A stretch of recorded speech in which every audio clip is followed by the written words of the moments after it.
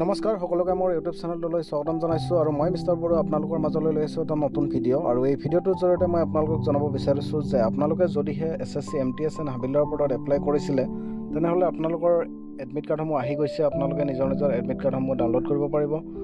এক্সামটো অনুষ্ঠিত হ'ব 30 ছেপ্টেম্বৰৰ পৰা আৰু 30 ছেপ্টেম্বৰত যিসকলৰ এক্সাম আছে সেইসকলে 26 তাৰিখত এডমিট কাৰ্ডসমূহ পাই যাব আৰু যিসকল কেণ্ডিডেটৰ মানে যিটো তাৰিখত এক্সাম আছে সেই তাৰিখৰ 4 দিন আগত আপোনালোকে নিজৰ এডমিট কাৰ্ডসমূহ ডাউনলোড কৰিব পাৰিব আৰু 30 তাৰিখত যিসকলৰ আছে সেইসকলে আজিৰ পৰা ডাউনলোড কৰিব পাৰিব। আজি 26 তাৰিখ, আজিৰ পৰা নিজৰ এডমিট কাৰ্ডসমূহ ডাউনলোড কৰি ল'ব। আৰু ইয়াত এই ভিডিঅ'টোৰ জৰিয়তে মই আপোনালোকক জনাব বিচাৰিছোঁ যে এইবাৰ যিটো SSC MTSৰ এক্সাম অনুষ্ঠিত হ'ব সেইটো এক্সাম কেনেধৰণৰ অনুষ্ঠিত হ'ব, পৰীক্ষাৰ প্ৰক্ৰিয়াটো কি ধৰণে আছে সেই বিষয়ে মই ভিডিঅ'টো বনাইছোঁ। আপোনালোকে ভিডিঅ'টো শেষলৈকে চাব। আৰু আগতে যিটো SSC GD হওক বা বেলেগ যিকোনো পৰীক্ষা SSC পাতিছিল সেই এক্সামসমূহ অলপ বেলেগ ধৰণৰ আছিলে আৰু যিটো SSC MTSৰ পৰীক্ষা অনুষ্ঠিত হ'ব গৈ আছে এই পৰীক্ষাটো অলপ বেলেগ ধৰণৰ হ'ব। আৰু কেনেকুৱা বেলেগ ধৰণৰ হ'ব মই সেই বিষয়ে ভিডিঅ'টো জনাই আছোঁ। আপোনালোকে ভিডিঅ'টো শেষলৈকে চাব।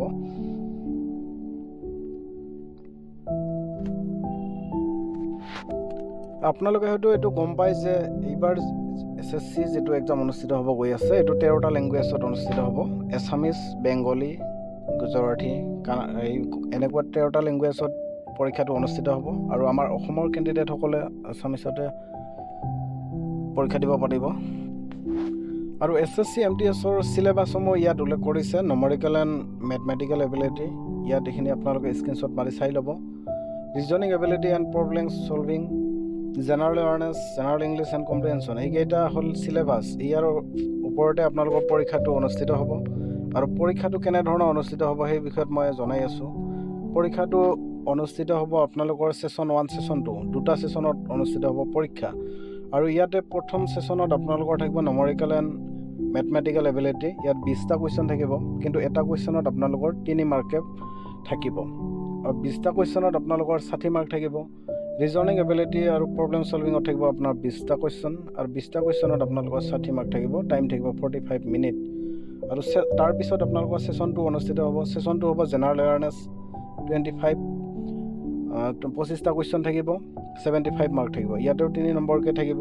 ইংলিছ লেংগুৱেজ এণ্ড কম্প্ৰিহেনশ্যনত থাকিব 25টা কুৱেশ্যন, 75 মাৰ্ক। অৰ্থাৎ ইয়াতো আপোনালোকৰ এটা কুৱেশ্যনত 3 মাৰ্কে দেখা যাব আৰু টাইম থাকিব আপোনালোকৰ 45 মিনিট। এইটো আপোনালোকে গম পালে। এতিয়া আপোনালোকে এইটো চাব। Computer base examination will be conduct in 2 session 1 and session 2 on the same day and both the session will be mandatory. ইয়াত উল্লেখ কৰিছে যে কম্পিউটাৰ বেছ এক্সামিনেশ্যন যেতিয়া অনুষ্ঠিত হ'ব সেই একেদিনাখনে আপোনালোকৰ দুটা ছেশ্যনত পৰীক্ষা অনুষ্ঠিত হ'ব একে টাইমতে। প্ৰথমতে আপোনালোকৰ ছেশ্যন 1 অনুষ্ঠিত হ'ব আৰু ছেকেণ্ডত আপোনালোকৰ ছেশ্যন 2 অনুষ্ঠিত হ'ব। আৰু দুয়োটা ছেশ্যনে আপোনালোকৰ মেণ্ডাটৰী বুলি কৈছে, মানে দুয়োটাৰে এনচাৰ আপোনালোকে কৰিবই লাগিব বুলি উল্লেখ কৰিছে। The time will be get 45 minute to complete session 1। On completion of 45 minute session 1 will get automatically close. আপোনালোকৰ যেতিয়া পৰীক্ষা অনুষ্ঠিত হ'ব তাৰ 45 মিনিটলৈকে আপোনালোকে ছেশ্যন 1টো এনচাৰ কৰিব লাগিব। যেতিয়া আপোনালোকৰ 45 মিনিট কমপ্লিট হ'ব তেতিয়া আপোনালোকৰ অট'মেটিকলি বন্ধ হৈ যাব ছেশ্যন 1টো। নেক্সট ছেশ্যনটো আৰম্ভ হ'ব। অট'মেটিকলি 45 মিনিট পিছত অট'মেটিকলি বন্ধ হৈ যাব আৰু নেক্সট ছেশ্যনটো ষ্টাৰ্ট হৈ যাব। তাৰপিছত the candidate will be 45 minute to complete session 1। On completion of 45 minute session 1 will be get automatically close. এইটো উল্লেখ কৰিছে ইয়াত। Immediately after completion of session 1 session 2 will start session 2 will be also' 45 minute. ইয়াত উল্লেখ কৰিছে যে যেতিয়া session 1টো আপোনালোকৰ ক্ল'জ হৈ যাব তেতিয়া লগে লগে আপোনালোকৰ ছেশ্যনটো ষ্টাৰ্ট হৈ যাব আৰু সেইটো ছেশ্যনো আপোনালোকৰ 45 মিনিটে থাকিব। 45 মিনিটৰ ভিতৰত আপোনালোকে ছেশ্যনটো কমপ্লিট কৰিব লাগিব। তো এইখিনিলৈকে আপোনালোকে গম পালে। ইয়াত উল্লেখ কৰিছে computer base examination will consider objective type multiple choice question. The question will be set English, Hindi, মানে যিটো অবজেক্টিভ টাইপ হ'ব আপোনালোকৰ কুৱেশ্যনবিলাক আৰু 13টা লেংগুৱেজত পৰীক্ষাটো অনুষ্ঠিত হ'ব। There will be no' negative marking in session 1।